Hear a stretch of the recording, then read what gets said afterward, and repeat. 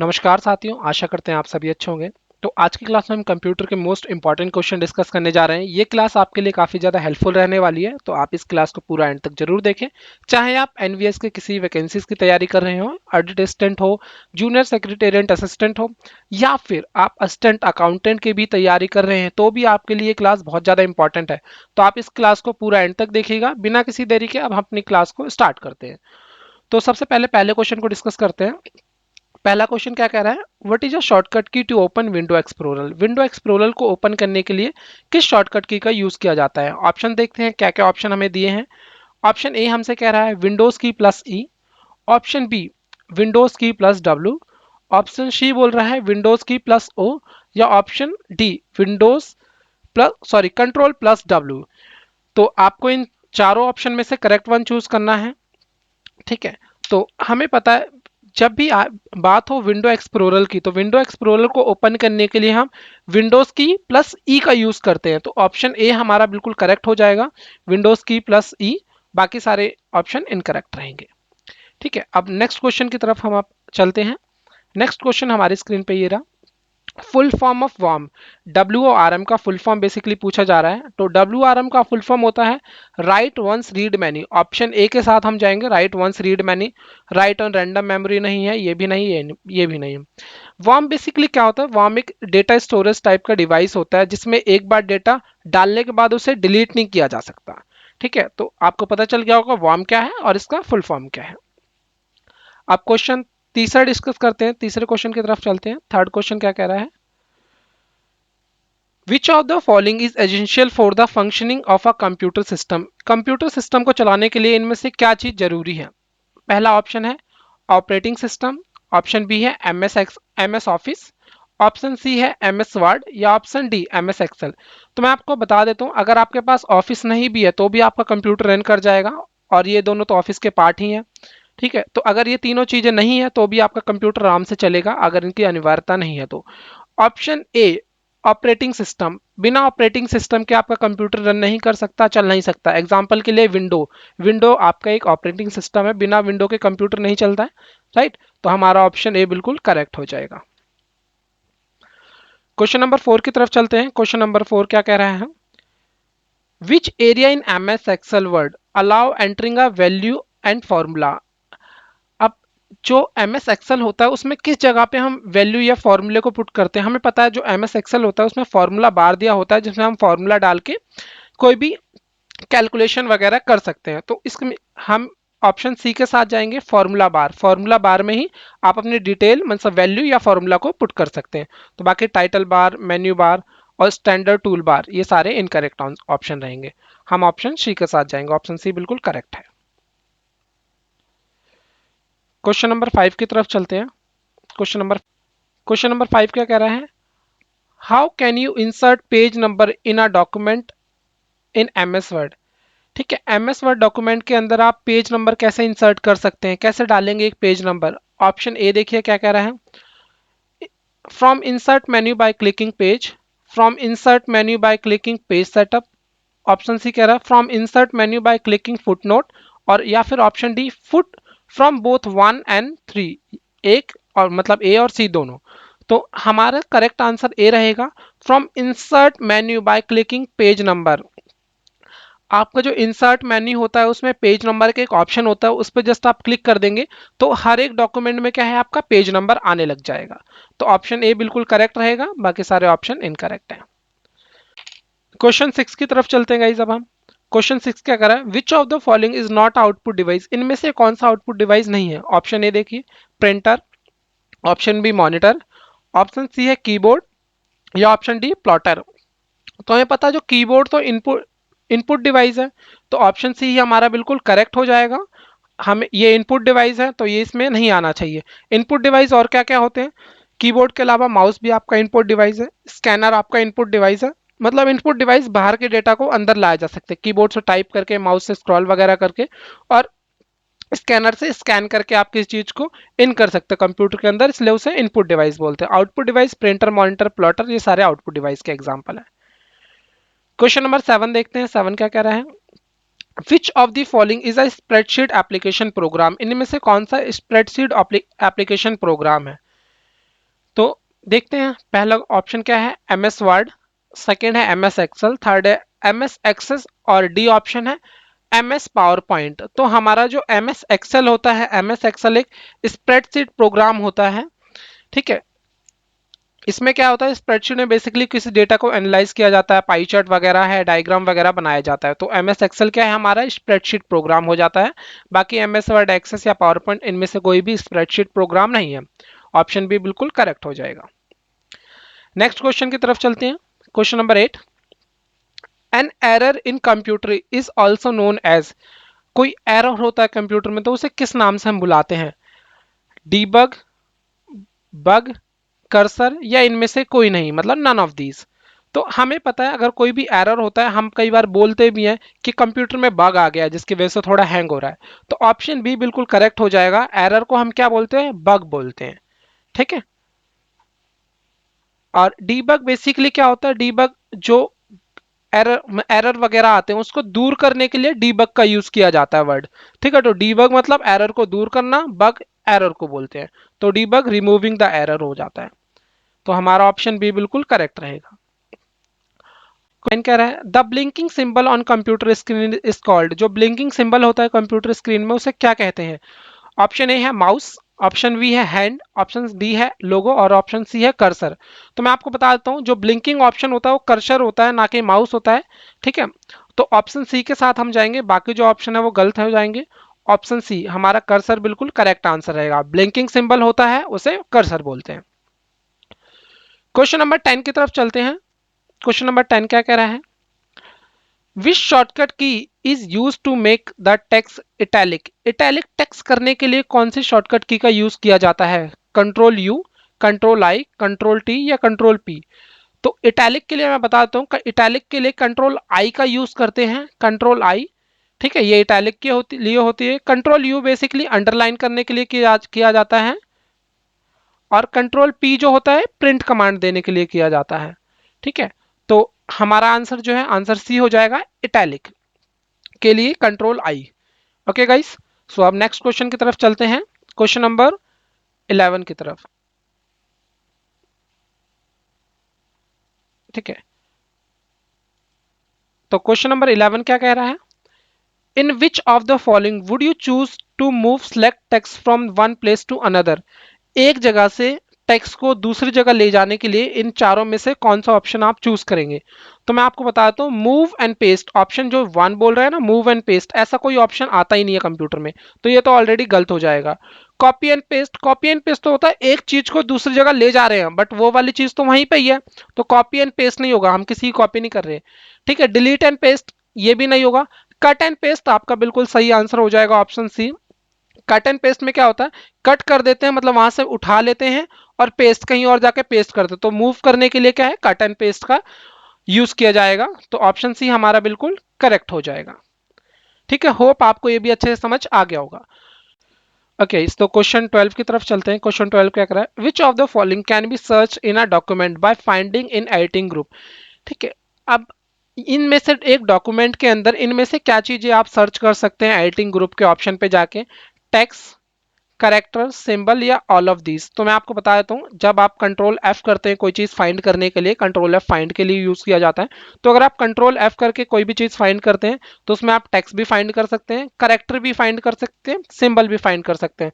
तो मतलब ये तीनों चीजें फाइंड कर रहे हैं, तो ऑप्शन डी आपका बिल्कुल करेक्ट हो जाएगा, ऑल ऑफ दीज का, ठीक है। तो आप ये सारी चीजें आप फाइंड कर सकते हैं। अब नेक्स्ट क्वेश्चन की तरफ हम चलते हैं। नेक्स्ट क्वेश्चन हमसे क्या कह रहा है, question number 13, which of the following would you choose to save a document with a new name, आप नए नाम के साथ किसी डॉक्यूमेंट को सेव करना चाहते हैं तो इन चारों में से कौन सा ऑप्शन सेलेक्ट करेंगे।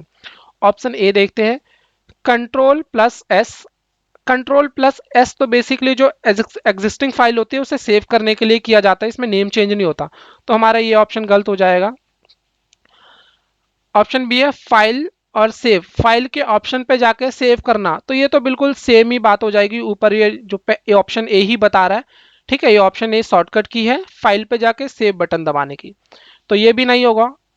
ऑप्शन सी देखिए, टूल पे, टूल ऑप्शन पे जाना है सेव पे, तो ये ऑप्शन भी ऐसा ऑप्शन आएगा ही नहीं कोई, ठीक है, तो ये भी गलत हो जाएगा। फाइल पे जाके सेव एस पे जाके सेव कर देना, बिल्कुल। आप फाइल ऑप्शन पे जाएंगे, उस पर सेव एस पे जाएंगे तो नए नाम के साथ पुरानी शीट को या पुराने डॉक्यूमेंट को सेव कर सकते हैं। तो ऑप्शन डी हमारा बिल्कुल करेक्ट हो जाएगा। ठीक है, तो होप आपको ये भी अच्छे से समझ आ गया होगा। क्वेश्चन नंबर 14 की तरफ चलते हैं। क्वेश्चन नंबर 14 क्या कह रहा है? क्वेश्चन नंबर 14 हमसे कह रहा है the piece of the hardware that convert the digital signal of your computer to an analogue signal that can travel our telephonic line is called. मतलब ये बेसिकली क्वेश्चन कह रहा है ऐसा कौन सा हार्डवेयर टूल होता है जो आपके डिजिटल सिग्नल को एनालॉग सिग्नल में कन्वर्ट कर देता है, ठीक है, और जो हमारे टेलीफोन लाइन से भी गुजर सकती है, वो नेटवर्क जो होते हैं। तो उसका आपको आंसर बताना है कौन सा हो जाएगा। तो डिजिटल सिग्नल को कभी भी एनालॉग सिग्नल में कन्वर्ट करने की बात आ जाए तो आपको मॉडम का ध्यान रखना है। मॉडम इसमें करेक्ट आंसर हो जाएगा। मॉडम क्या करता है? डिजिटल सिग्नल को लेता है और क्या है, एनालॉग सिग्नल में कन्वर्ट कर देता है। ठीक है, मॉडम के थ्रू फिर हम उसे फोन वगैरह भी यूज कर सकते हैं, कंप्यूटर में भी यूज किया जा सकता है। तो मॉडम हमारा क्या है, बिल्कुल करेक्ट आंसर हो जाएगा। ठीक है, ब्लू कोड, ट्रांसलेटर या कन्वर्टर, ये सारे ऑप्शन गलत हो जाएंगे। अब नेक्स्ट क्वेश्चन की तरफ चलते हैं। क्वेश्चन नंबर 15 क्या कह रहा है हमसे? ठीक है, क्वेश्चन नंबर 15 कह रहा है internet may be termed as an example of. Internet किस चीज का एग्जांपल है, बेसिकली ये पूछ रहा है। इंटरनेट बेसिकली क्या होता है? Wide area network. एक छोटा सा इंटरनेट काफी सारे एरिया को कवर करता है, तो वाइड एरिया नेटवर्क हो जाता है। तो ऑप्शन सी बिल्कुल करेक्ट हो जाएगा, वाइड एरिया नेटवर्क। LAN होता है बेसिकली लोकल एरिया नेटवर्क, के छोटे से एरिया के लिए यूज किया जाता है। ओके, MAN बेसिकली होता है मोटोपॉलिटन एरिया नेटवर्क होता है। और पैन बेसिकली होता है पर्सनल एरिया नेटवर्क। ठीक है, तो होप आपको ये सारी चीजें समझ आ गई होंगी। तो हमारा जो ऑप्शन सी है वो बिल्कुल करेक्ट हो जाएगा, हम ऑप्शन सी के साथ जाएंगे। अब नेक्स्ट क्वेश्चन चेक करते हैं। नेक्स्ट क्वेश्चन क्या कह रहा है? ओके, क्वेश्चन 16 की तरफ चलते हैं। 16 क्या कह रहा है? What is macro? मैक्रो क्या है आपको ये बताना है। ऑप्शन ए चेक कर लेते हैं। ऑप्शन ए क्या कह रहा है? Small add on program that are install afterward if you need them. कुछ स्मॉल ऐड होती हैं जो बाद में इंस्टॉल की जाती हैं। Option B, a type of high level programming language. High level की प्रोग्रामिंग लैंग्वेज है क्या मैक्रो? ऑप्शन सी कह रहा है a low level programming language. क्या कोई लो लेवल की प्रोग्रामिंग लैंग्वेज है मैक्रो? या option D, small programs create in MS Word to automate repetitive task by using VBA।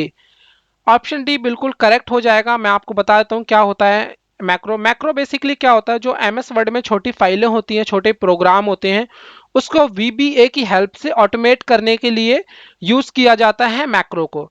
तो ऑप्शन डी हमारा बिल्कुल करेक्ट हो जाएगा। ठीक है, small program create in MS word to automate repetitive task by VBA। Option D आपका बिल्कुल correct हो जाएगा। आप नेक्स्ट क्वेश्चन की तरफ चलते हैं, क्वेश्चन नंबर 17 की तरफ। तो नेक्स्ट क्वेश्चन की तरफ चलते हैं, question number 17। What is the smallest and largest available font on tool bar? Tool bar में स्मॉलेस्ट या लार्जेस्ट फॉन्ट क्या होता है? तो मैं आपको बताता हूँ, स्मॉलेस्ट तो 8 होता है और लार्जेस्ट होता है 72। और ये हमें मिलेगा ऑप्शन ए के अंदर। तो ऑप्शन ए हमारा बिल्कुल करेक्ट हो जाएगा, बाकी सारे ऑप्शन इनकरेक्ट हैं। ठीक है, तो कभी भी आपसे पूछ ले कि स्मॉलेस्ट क्या है तो आपको 8 बताना है फॉन्ट, और लार्जेस्ट फॉन्ट जो अवेलेबल होता है 72 बताना है। इससे ज्यादा भी आप कर सकते हैं, बट वो दिया नहीं होता, आपको टाइप करके करना होता है। ठीक है, होप आपको ये भी समझ आ गया होगा ये क्वेश्चन। क्वेश्चन नंबर 18 की तरफ चलते हैं। तो क्वेश्चन नंबर 18 क्या कह रहा है? A formula in MS excel always begin with. MS excel के अंदर जो फॉर्मूला होता है किस चीज से स्टार्ट होता है, कौन से सिंबल से? क्या परसेंटेज से स्टार्ट होते हैं, क्या प्लस से स्टार्ट होते हैं, क्या माइनस से, या इज इक्वल्स टू से? तो हमें पता है अगर MS एक्सेल में कोई भी फॉर्मूला आप पुट कर रहे हैं तो ऑलवेज हमें सबसे पहले इज इक्वल्स टू का ऑप्शन दबाना होता है, बराबर का। तो ऑप्शन बी हमारा बिल्कुल करेक्ट हो जाएगा। ठीक है, जो सिंबल होगा इज इक्वल्स टू का सिंबल यूज किया जाता है बेसिकली। ठीक है, होप आपको ये भी समझ आ गया होगा। ओके, क्वेश्चन नंबर 19 की तरफ चलते हैं। क्वेश्चन नंबर 19 क्या कह रहा है? Which key deletes the character to the left of the cursor.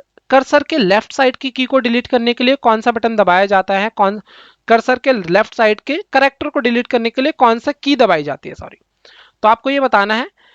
ए है एंड, बी है होम, सी है बैकस्पेस और डी है डिलीट। तो कर्सर के जब भी लेफ्ट साइड की बात करें तो बैकस्पेस को हम दबा दबा के डिलीट कर सकते हैं, कोई भी करेक्टर या कोई भी लेटर। और कभी भी राइट साइड की बात करें तो उस केस में हमारा डिलीट आंसर होना चाहिए। तो यहाँ पे लेफ्ट साइड की बात करिए तो बैकस्पेस हमारा बिल्कुल करेक्ट आंसर हो जाएगा। तो अब नेक्स्ट क्वेश्चन की तरफ चलते हैं, क्वेश्चन नंबर 20 की तरफ। 1 byte is equivalent to, 1 byte किसके बराबर होती है? तो मैं आपको बता देता हूँ, 1 बाइट होती है 8 बिट के बराबर। ठीक है, तो हमारा ऑप्शन ए बिल्कुल करेक्ट हो जाएगा। इसमें मैं कुछ और चीजें भी बता देता हूँ। पहली बात, 1 निबल होता है, 1 निबल होता है 4 बिट के बराबर। ठीक है, 1 बाइट जो होती है वो होती है 8 बिट के बराबर, और 1 केबी जो होता है वो होता है 140 1024 बाइट के बराबर। ठीक है, और 1 एमबी जो होता है वो होता है 1024 केबी के बराबर। ये आप ध्यान रख लीजिएगा, ये आपके काम भी आएगी, बहुत ज्यादा यूजफुल चीज है। ठीक है, तो होप आपको ये समझ आ गया होगा। क्वेश्चन नंबर 21 की तरफ चलते हैं। किसका करा है? In MS excel F11 is shortcut key for, F11 किस चीज की शॉर्टकट की होती है? ऑप्शन ए है opening a document, option B है इंसर्टिंग हाइपरलिंक, ऑप्शन सी है हेल्प, या ऑप्शन डी है creating a chart from the selected cell. Selected cell से चार्ट बनाने के लिए किया जाता है। तो हमारे पास चार ऑप्शन है, चार में से हमारा जो डी है बिल्कुल करेक्ट हो जाएगा। Creating a chart from the selected cell, जो सिलेक्टेड सेल होती है उससे चार्ट बनाने के लिए ही यूज किया जाता है F11 का। तो ऑप्शन डी बिल्कुल करेक्ट हो जाएगा। ठीक है, तो होप आपको ये समझ आ गया होगा।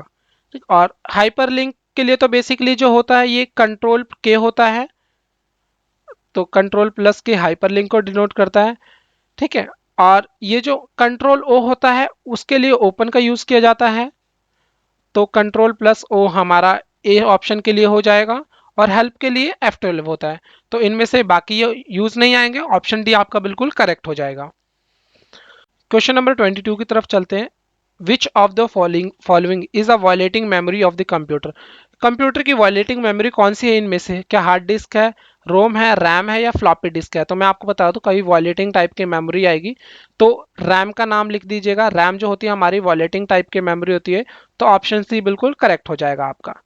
ठीक है, तो वायलेटिंग मेमोरी कौन सी है? रैम। रैम का फुल फॉर्म क्या होता है? Random access memory. ठीक है, और रोम का फुल फॉर्म होता है रीड ओनली मेमोरी। रोम होता है रीड ओनली मेमोरी, और रैम होती है रैंडम एक्सेस मेमोरी। तो होप आपको ये भी समझ आ गया होगा। क्वेश्चन नंबर 23 की तरफ चलते हैं। 23 क्या कह रहे हैं? M S word is basically use for, M S word किस चीज के लिए यूज किया जाता है? हमें पता है एम एस वर्ड का यूज होता है डॉक्यूमेंट्स रिलेटेड। ठीक है, तो अब देखते हैं इसमें क्या है। क्रिएटिंग डेटाबेस, नहीं ये तो नहीं होगा। एनालाइजिंग द डेटा, नहीं, इसके लिए तो हम क्या एक्सेल का यूज करते हैं। प्रिपेयरिंग ऑफ वेरियस डॉक्यूमेंट, बिल्कुल ऑप्शन सी हमारा बिल्कुल करेक्ट हो जाएगा। डॉक्यूमेंट से रिलेटेड क्या है? ऑप्शन सी दिया हुआ है हमें, तो हमारा ऑप्शन सी बिल्कुल करेक्ट हो जाएगा। तो क्वेश्चन नंबर 24 की तरफ चलते हैं। 24 क्या कह रहा है? विच of the following is the example of operating system? इनमें से कौन सा ऑपरेटिंग सिस्टम का एग्जाम्पल है? डॉस, यूनिक्स, ओएस, या ऑल ऑफ दीज? तो मैं आपको बताता हूँ ऑपरेटिंग सिस्टम क्या होता है। अब सम ऑफ टूल होता है, कई बार सारे सिस्टम मिलकर ऑपरेटिंग सिस्टम को बनाते हैं जो हमारे कंप्यूटर को चलाने में हेल्प करता है। तो डॉस भी एक ऑपरेटिंग सिस्टम का एग्जांपल है, ओएस भी और यूनिक्स, ये तीनों ऑपरेटिंग सिस्टम के ही एग्जांपल आपको दिए हैं। तो ऑल ऑफ दीज के हमारा बिल्कुल करेक्ट आंसर हो जाएगा। तो ऑल ऑफ दीज डी हमारा बिल्कुल करेक्ट आंसर है। ठीक है, होप आपको अच्छे से समझ आ रहा है गाइस। अगर आपको अच्छी लग रही है क्लास तो लाइक एंड शेयर जरूर करते जाइएगा, और सब्सक्राइब ऑल्सो कर लें। चलिए क्वेश्चन नंबर 25 की तरफ चलते हैं। 25 क्या कह रहे हैं?